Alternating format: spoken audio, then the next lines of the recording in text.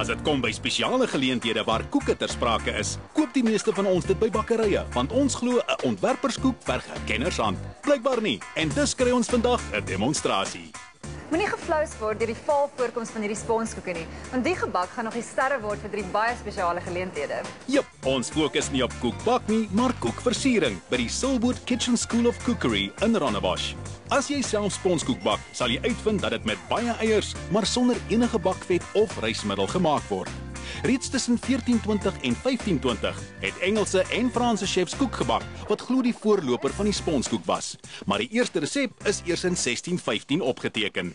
Is julle sponskoek soos beloof? Baie dankie. Ons gaan vandag hierdie 3 koeke maak en teen die tyd wat ons klaar is, gaan julle hulle glad nie herken nie. Ek dink baie mense vind tog ons koekversiering intimiderend. Dit is verstaanbaar, weetie, maar die probleem wat ek gevind het is dat mense nie beplan nie. As jy 'n bietjie tyd vat en jy teken 'n prentjie en jy weet waar klere jy wil hê, is koekversier lekker en ongelooflik maklik. Eerste koek wat ons vandag gaan doen is 'n moderne troukoek en dit is nie net vir troues nie, dit is vir huwelikherdenkings en net vir 'n klein partytjie wat vir jou vriendin wat sopas verloof geraak het.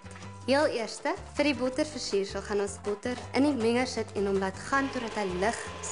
Dan gaan ons die versiersuiker vat, jy 3 keer moet laat sit, baie voeg. Dan gaan ons dit geleidelik op die koek sit en die koek dan op die koekbord sit. Terwyl die botterversiersel koel, dan ek sal met die plastic icing begin. Basically, you can purchase the plastic icing at any shop, and the whole point is to try to get the icing as soft as possible, because the softer it is, the more pliable it is. The whole point is to roll it out as thin as you can. And the reason we roll it out on a piece of plastic is due to the fact that it's much easier to put it on the cake. And from there, it's vavavoom. Die volgende stap is die koninklike versiersel. Dis 'n baie lekker versiering om te gebruik en dit is redelik eenvoudig. Ons gaan 'n eierwit gebruik en gaan jy meng totdat hy amper lig en uit borreltjies in. Dan gaan jy jou versiersuiker vat wat jy nou geserve het met die ander versiering en dan gaan jy dit stadig byvoeg en heeltyd aanhou meng. Dit gaan aan die einde van die dag lig en wit lyk en dit moet glad nie loewerig wees nie. Hy moet stabiel kan staan as jy hom oplig. Waarvoor is die koninklike versiersel? Ons gaan nou hierdie gebruik om die kantwerk op die koek te doen. Ons gaan dit in 'n papierversiersak sit met 'n klein uitlaatjie. Dan gaan ons dit om die onderkant van albei koeke sit met klein silverballetjies wat ons dan sal opsit. En dan gaan ons bietjie meer fynwerk op die koek doen om net so bietjie meer spesiaal te laat lyk. Die plastiek versiersel staan ook as marsipein bekend.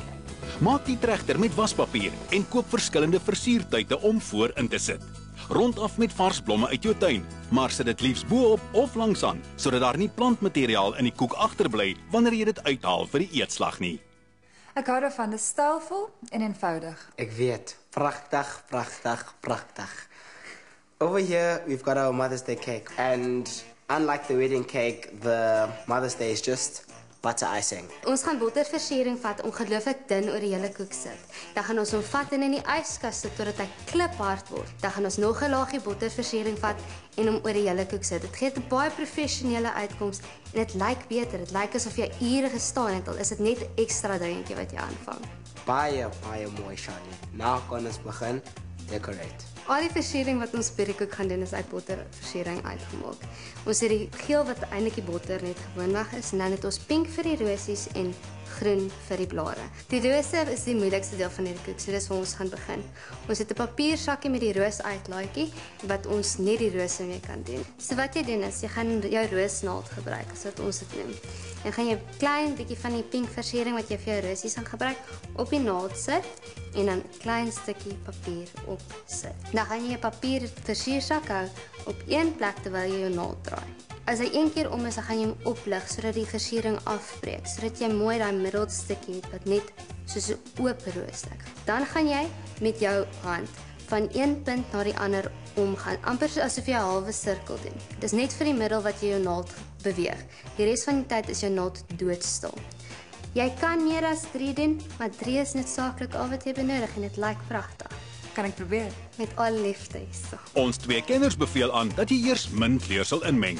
Die kleure is nogal sterk en jy kan eerder bysit as wat jy weer reg van vooraf moet begin. So ek dink die televisie is jou ding nie, dalk moet jy net koeke begin doen. Dis 'n nuwe loopbaan. Ek sal so lank die groen wyns op die koek sit. It's the same principle as the wedding cake. I'm going to take my green icing, put it into my piping bag, and with a thin nozzle, I'm going to pipe away. Belangrike deel van hierdie blommetjies is, sodra as dit jou rose klaar is, moet jy dit in 'n yskas of 'n vrieskas sit totdat dit kliphard word. As dit hard is dit baie makliker om mee te werk, anders kry jy net balletjies in plaas van blommetjies.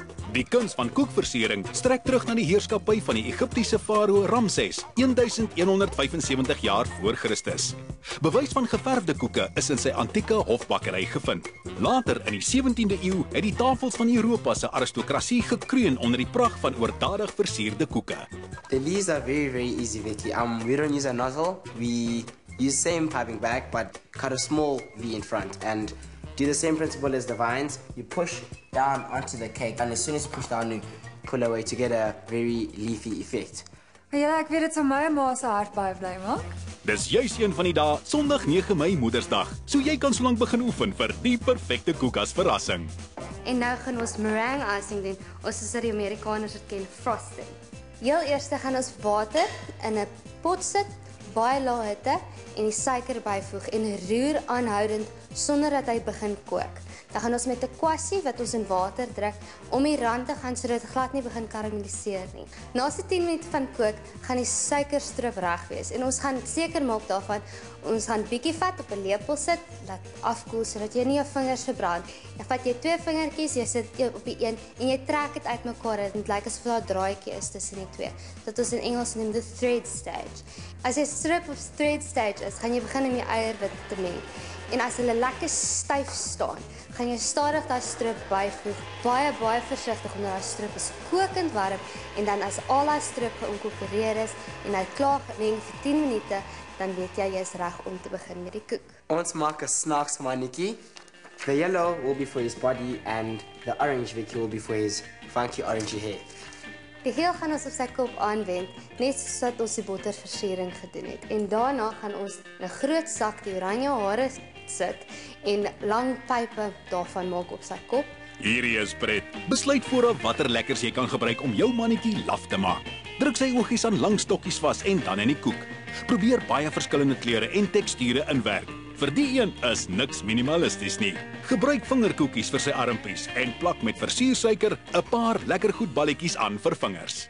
'n Mooi versierde koek bly maar die kersie op die koek van elke geleentheid. So volgende keer, hoekom doen jy dit nie sommer self nie?